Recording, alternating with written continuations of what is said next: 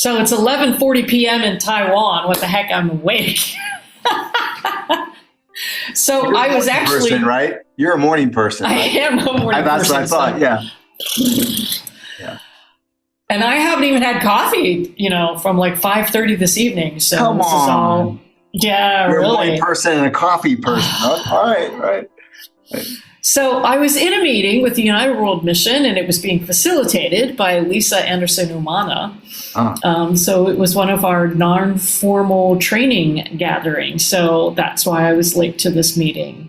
So yes, so it's good to be here. I have not been here for months. So appreciate being here in front of you all and to MPC, because I won't be back. I'm planning on being back potentially late summer and then through the fall. So I'll be making my visits to all of the churches. And I always appreciated going to Saturday nights at your place because, our Sundays, you're at all these different churches, but I could always go to the Saturday night service as well. So I always appreciated that. It'll likely be outside, which is even more fun. Cool. Yeah. I know. I mean, COVID, wrecked a lot of things, but it created a lot of things too. That's it. Yeah. So life in Taiwan. My ministry does not get tied up in a nice, neat, tidy bow. It is quite messy because I work with different organizations. When you tell a Taiwanese church or a Taiwanese Christian that you're a missionary, their next question is, what church do you serve at? So the expectation is, if you are a missionary in Taiwan, that you are serving at a church. Yeah, and so that's a little bit different. And I'm like getting messages here from America. That's why I turn my phone off at night, right? Yeah. And so I do serve at Victory English Fellowship. We do speak English. It is an international fellowship, but we have a lot of Taiwanese. We have a lot of mixed marriages. And so a lot of my ministry takes place there, helping with the prayer, worship team. And one of my prayer requests will be a women's retreat that I'm organizing. So this will be the third women's retreat that I've organized. And each time, half of the women there, it's their very first time of ever participating in a women's retreat. And this time, going to be working on getting the materials translated into Chinese. Again, because we have a lot of Taiwanese in the church who, they might be married to a foreigner, but so now they're not in their mother tongue, right? And the pastor has personally asked me to touch base with these people. So these, again, all of the Taiwanese people that I know, they're first generation Christian. So again, you don't have the mentors ahead of them of what does family look like? What does it look like for me in business? We're living in a country that celebrates Ghost Month, where like the president on down are, walking with this Matsu god throughout the country. And so it is very much a Buddhist country. In China, my experience was it was Buddhist culturally. You did some things, but there really wasn't a spiritual component to it. Here, it is spiritual. There are temples everywhere, absolutely everywhere. And so there's serious bondage from that. And so from that perspective, it's actually a much harder field.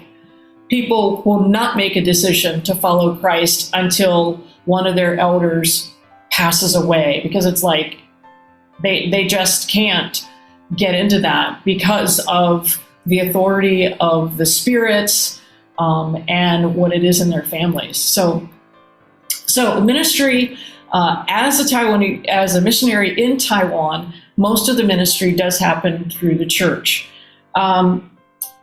I serve with another agency here, so not just UWM, not just EPC, but yet another one who sponsors my visa here.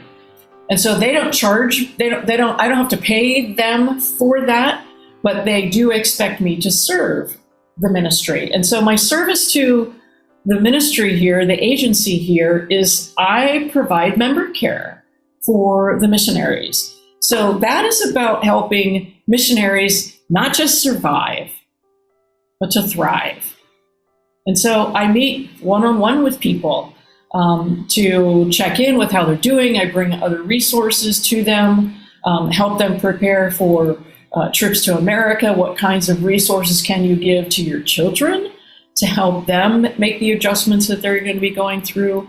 I also help through a program they have called Personal Adjustment Liaison. It's a PAL.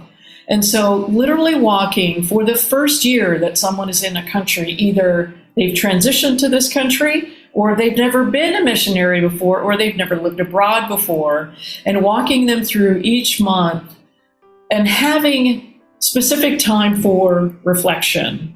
And so for us as missionaries, we've gone through all of this training, and now it's kind of implementing some of that. And now it's, remember we talked about that transition cycle? Where are you? Are you in the chaos? Are you still in the chaos? You're in the honeymoon. Oh, everything's great. And then you start going down and helping people navigate what to do with that.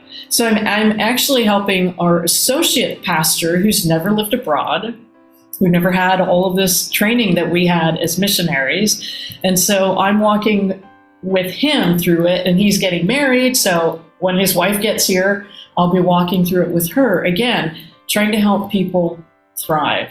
So I meet with all sorts of different people on our mission agency here. And even at church, again, part of the ministry is just keeping tabs of people, sending them a line, sending them messages on prayer, noticing that they're sitting there and they're having difficult conversations. So a lot of coffee, right? A lot of coffee meetings. So very organic ministry. And then I also do coaching. So I'm coaching with people in China, coaching with Taiwanese here, because that has been a part of the ministry of helping people mature, become leaders, deal with personal challenges, relationships. And it's been really cool to watch the people grow and mature. Because as I go through, everybody has moved into some level of leadership position and done so much maturing. So that has been really wonderful. I also serve with UWM, United World Mission. So I helped do some StrengthsFinder training. So you'll see some of that that's on my Zoom screen, some of my top strengths. So I've done some StrengthsFinder training for our team leaders with UWM. I've done StrengthsFinder training for our staff at church, because we have a new associate pastor. And so they've got to figure out how to work together.